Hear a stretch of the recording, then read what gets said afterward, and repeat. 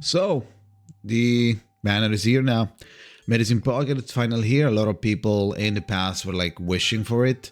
And for some reason, we happen to follow China because this is the exact line that they follow, the exact order that they follow for the rate up banners. After Centurion, there was Medicine Pocket, and so we did.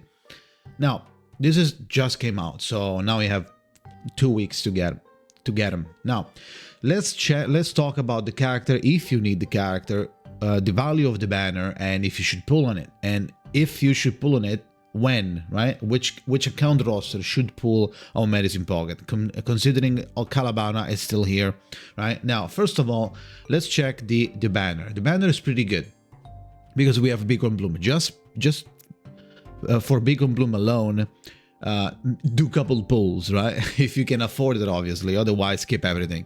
Now, if you are like saving for 37, 6, Spathadia, Ezra, Shamane, right? Do not touch this banner. But this banner value is pretty high. Now, this is basically a really good healer, right? Medicine Pocket is a really good healer. I had them from the start. I re-rolled and I got Medicine Pocket. I was like, okay, yeah, I will start with a second healer because I thought that was gonna be really good for my account having two healers, right? Because I was gonna have Dicke for free and Medicine Pocket.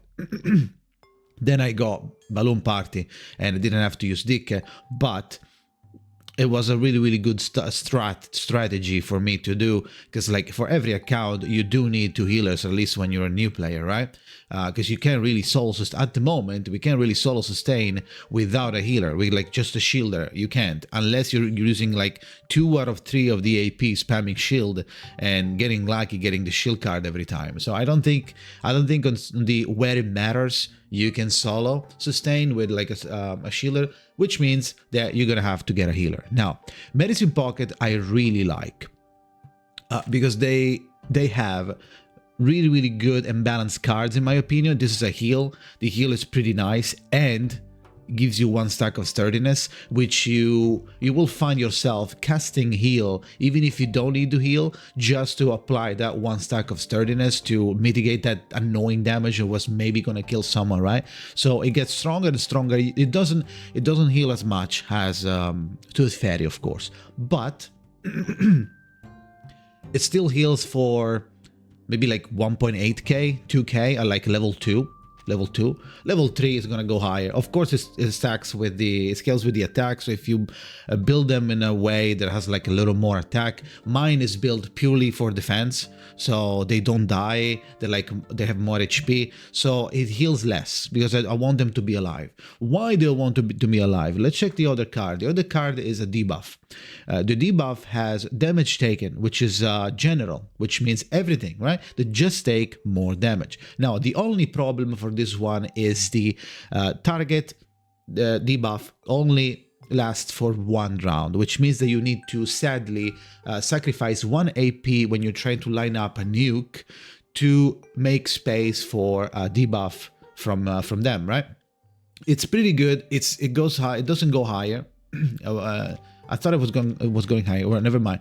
Still damage taken plus 20% for 1 round, so you need to do it within the same turn when you're doing your big damage, which might be a minus, right? A problem, but still good.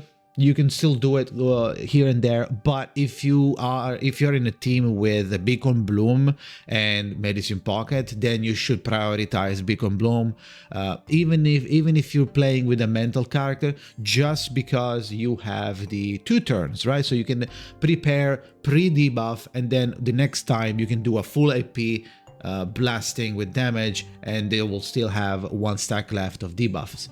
But if you need, you can use this one and it's pretty good. And now the ult I really like, because the ult gives the enemy daze, plus 1 moxie for Medicine Pocket, decent damage, especially against people, Afflatus that are like, let's say, Leaf. I think the plant one is the. Sometimes I forget the wheel, but yeah, like whoever is weak to beast, like decent damage, daze, moxie plus 1, and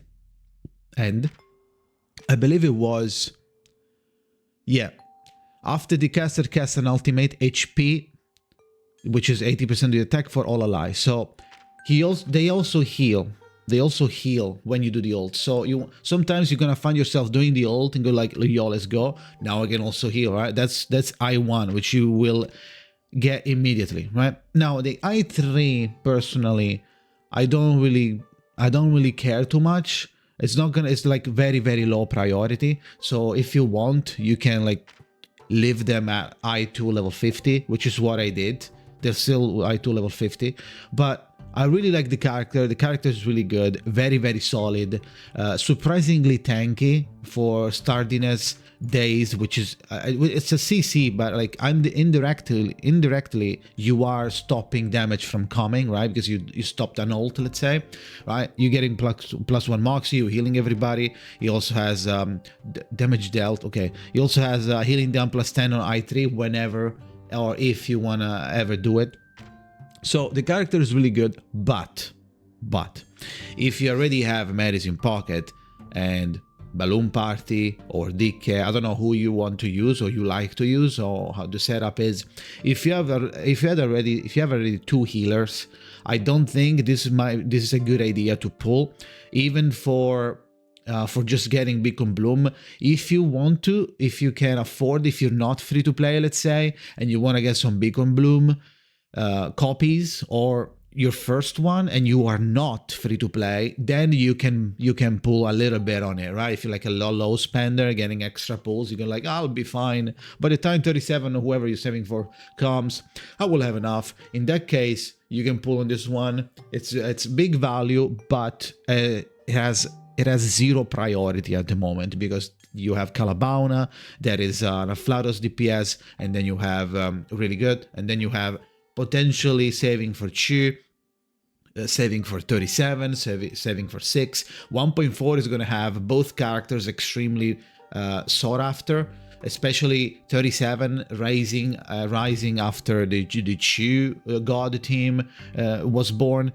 6, some people are also pulling on Shamane, so you shouldn't touch this banner if you are free to play and you are saving for somebody coming in the near future, right? You shouldn't pull on this one.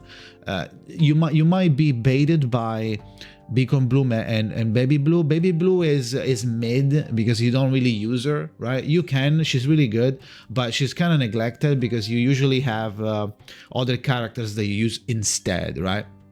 And also Shamane is coming, so if you're getting Shamane, you don't need Baby Blue.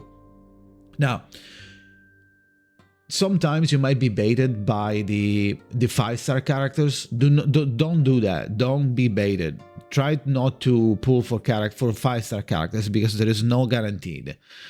If you go to read the detail, there's no guaranteed for you to get a 5-star character every 10 pull. There isn't, right? So you might waste, like, unironically, like 30, 40 pulls and not see a single 5-star. Even if you do, it may be someone else. There's no guaranteed for it to be the limited one, so it might be someone else, or maybe Baby Blue, right? So if you try to get Beacon Bloom, you can do like 5 pulls for the memes and then stop, right? That's not a good idea.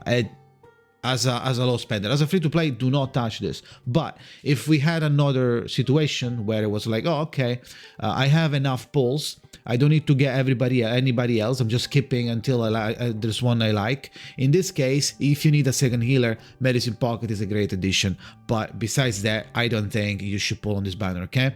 So that's it. Let me know if you are pulling for Medicine Pocket or if you are pulling for any of these two here.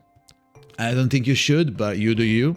Let me know in the comments below. Like, subscribe, do the thing. Go follow my Twitch at twitch.tv/Jakazin. And we'll see each other next time.